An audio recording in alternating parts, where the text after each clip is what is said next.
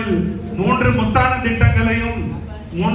திட்டங்களை வழங்கவும் 3 முத்துக்கள் போன்ற உறுப்பினர்களையும் அறிமுகப்படுத்துவதில் நான் பெருமிதம் கொள்கிறேன்.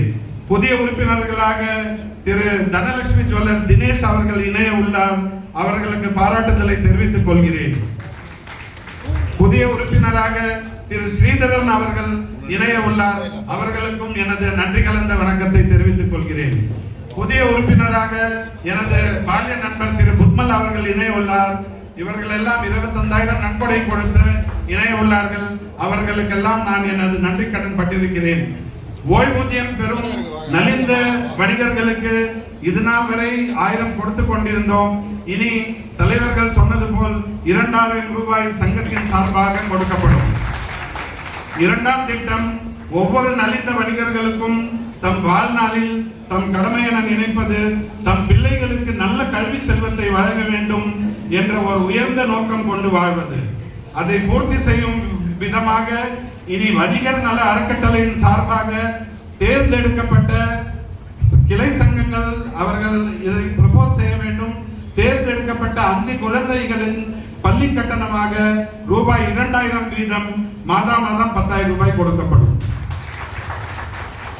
நலிந்த வணிகர்கள் மீண்டும் புத்துணர்ச்சி பெற, மீண்டும் அவர்கள் வாணிபத்தில் சிறக்க வருடத்திற்கு ஒரு முறை இவ்வளவு பெரிய சங்கம் கண்டிப்பாக நலிந்த வணிகர்களுக்கு என்று ஏதாவது ஒரு உதவி செய்ய வேண்டும் என்ற விருப்பத்தில் நலிந்த வணிகர்கள் மீண்டும் அவர்கள் வாணிபத்தில் சிறக்க வருடத்திற்கு ஒரு முறை தேர்ந்தெடுக்கப்பட்ட ஒரு வணிகருக்கு ரொக்க பணமாக 1 லட்சம் ரூபாய் கொடுக்கப்படும். இதில் எக்கனாமிக்ஸ் என்ன என்று மீண்டும் நான் சொல்ல கடமைப்பட்டுள்ளேன். ஓய்வூதியம் 2000 வீதம் 20 மாதம் கொடுத்தவர்கள் என்றால் 40,000 ரூபாய் வருது. அதே மாதிரி கல்வி கடன் மாசத்துக்கு 10,000 ரூபாய், ஆக 50,000 ரூபாய் செலவு. வருஷத்துக்கு 6 லட்சம் ரூபாய் செலவு. அதே மாதிரி வருடத்துக்கு 1 லட்சம் ரூபாய் கொடுக்கிறோம். அது சேர்த்து மொத்தம் 7 லட்சம் ரூபாய் நாங்க பட்ஜெட் போட்டு வச்சிருக்கோம்.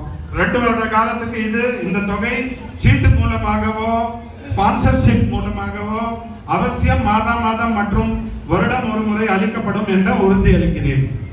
இன்னும் பல திட்டங்கள் எங்கள் எண்ணத்தில் எழுந்துள்ளன. அவை யாவும் வணிகர் நல அறக்கட்டளையின் மூலம் உங்களின் பேராதரவோடு செயல்படுத்துவோம் என்று உறுதியளித்து வாய்ப்புக்கு நன்றி கூறி விடைபெறுகிறேன். நன்றி, வணக்கம். மிக நன்றி. திரு சாந்திலால் அவர்கள் எப்பொழுது பேசினாலும் அவருடைய பேச்சிலே ஒரு திருக்குறள் இருக்கும். அதையே இப்பொழுது அவருடைய புதல்வரும் தன்னுடைய பேச்சிலே 2 திருக்குறள்களை கூறியிருப்பது நாம் திரு சாந்திலால் அவருடைய பேச்சை கேட்பது போலவே இருந்தது. வாழ்த்துக்கள், நன்றி. இப்பொழுது நன்றி உரையாற்ற வருமாறு அதற்கு முன்னதாக